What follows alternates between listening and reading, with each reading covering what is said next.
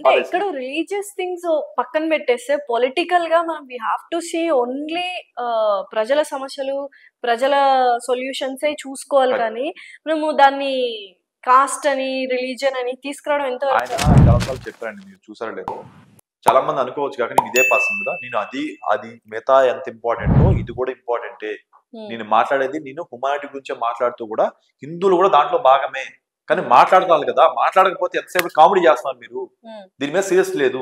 దానివల్ల కదా ఇంత ఇంపాక్ట్ అయింది. లడ్డులో కల్తీ నెయ్యి ఎందుకు కలిపారు, పందికొవ్వుగా కలిసినట్టు అవకాశం ఎందుకు వచ్చింది, మనం అలా మాడకపోబట్టే కదా, దాన్ని చాలా క్యాజువల్ గా తీసుకోబట్టే కదా. నేను క్వశ్చన్ తప్పు జరిగినప్పుడు క్వశ్చన్ చేస్తాను అనేది ఆయన ఫస్ట్ నుంచి ప్రశ్నించడం నా తత్వం అని డే 1 నుంచి అదే చెప్పుకుంటూ వచ్చారు. ప్లస్ మా జనసేన పార్టీలో ఒక సిద్ధాంతం ఏంటంటే కుల మత భేదాలు లేకుండా పాలించడం అనేది. మేము అదే చేస్తాం. కానీ రిప్రజెంటేషన్ లో కనీసం హిందువులకైనా అదే చేయాలంటాడు ఆయన. ఒకసారి మాట చూసారా, కులం ఎందుకంటే వస్తాయా, మతం ఎందుకంటే వస్తాయా, నేరం మీద నేరంగా చూడండి అన్నాడు. మీకు గుర్తుందండి, మధ్యలో ఫేమస్ అన్నారు ఆయన మాట్లాడి కూడా. ఒక నేరం చేసిన వాడిని మీరు కులం ఆధారంగా ఎందుకు చూస్తున్నారు, మతం ఆధారంగా చూస్తున్నారు, నేరంగానే చూడండి అని ఆయన ప్రతిసారి ఒక్క నిమిషం అది ఎందుకు మాట్లాడరు మీరు అదొక్కటే మాట్లాడుతున్నారు. ఇది చెప్పాడు కదా.